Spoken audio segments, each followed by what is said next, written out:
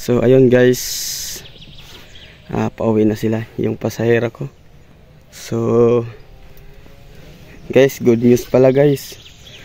Dito sa aming tinatambayan, so kaming tatlo na naghabal-habal dito, nag-ambag-ambag kami para pambili ng ulam. So ayun, pambili ng ulam para sa ibibili namin yung aming ambag. Tatlo lang kaming nagmumotor dito, naghabal-habal dahil sa sobrang sabi ko nga, sobrang pangit ng daanan at hirap.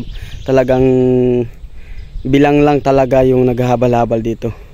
So tatlo lang kami naghabal-habal dito. Tapos ngayon gumawa yung Barangay Santo Niño ng pati yung mga sundalo. Salute sa inyo mga sir.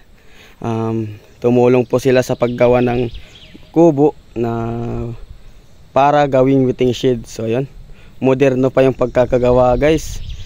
Yung bubong niya guys ay tinatawag sa amin na kugon. Yan, kung sa English grass. Kakaibang grass ito, kilala niyo to, mayroon din sa inyo ito. Yan, yung mga sinaunang tao, ganito diba yung kanilang ginagawang bubong para sa kanilang bahay. So, tapos guys, ang ganda pa ng pagkakagawa nila ng waiting shed. Kasyang kasya talaga. So yun,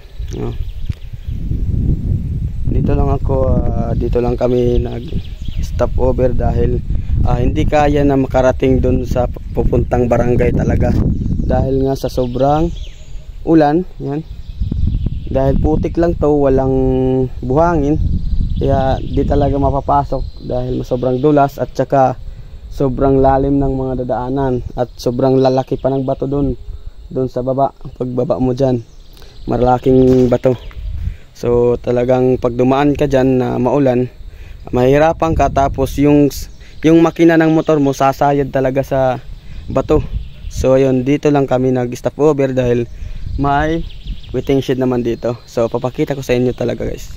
So ayan guys, yung yan na sako na yan, dala ko yan pagpunta dito. Tapos dalawang isang sako yan, hindi na lang yung isa. Tapos ito pala yung bahay kubo. Yan po yung bahay kubo. Yan.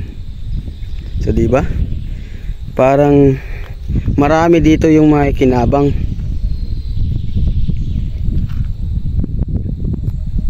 Maraming makikinabang dito, lalo na yung barangay ng Santo Niño, Barangay Biri at Barangay Hagbay. So yung nagpintakasi lang talaga dito na nagtulungan, yung Barangay Santo Niño at ang mga ating magigiting na sundalo. So yun, dyan sila naggawa. So yung aming ambag, kaming naghahabal-habal tatlo, ambag lang namin pambili ng ulam, di ba? So masaya na sila nang binigyan. Hindi ko lang pinakita sa video dahil hindi ako nakapunta dito. Kaya hindi ko sa inyo maipapakita kung paano maggawa.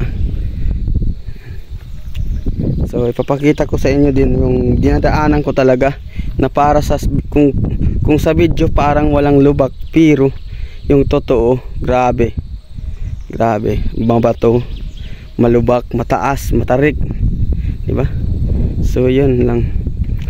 Yan ang update ng aming waiting shed. So maraming makikinabang dyan, lalo na yung maghihintay ng motor kapag walang pumunta dito, dahil malimit lang talaga ang motor dito dahil tatlo lang kami na naghabal-habal dito. So may kinabang dyan yung maghahantay ng motor, o di kaya kami na maghihintay din ng pasahero kung mauna kami dito. So ayun, maraming salamat sa barangay captain ng ating sa Barangay Santo Niño. Maraming salamat, at sa magigiting nating mga sundalo, maraming salamat sa inyong tulong na gumawa ng bahay kubo, nag waiting shed ang tawag dito namin. So ayun guys.